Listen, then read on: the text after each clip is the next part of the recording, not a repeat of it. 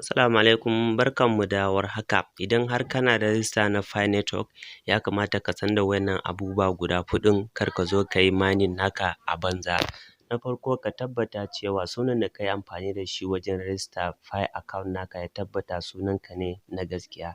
Sannan na biyu kuma ka tabbata ka yi verifying na Facebook account naka da kuma number wayanka. Sannan na uku ka tabbata ka yi downloading na Pi browser.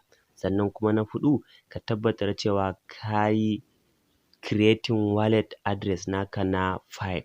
Sannan na biyar shi ne abin da kowa yake jira, shi ne KYC verification. To in har ba ka san yadda kake yi ba, mun bar muku link a ƙasan description naku ta yanda za ka yi verifying na Facebook naka da kuma number wayanka.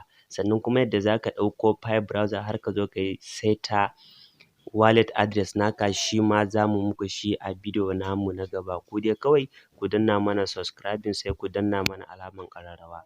Mun gode.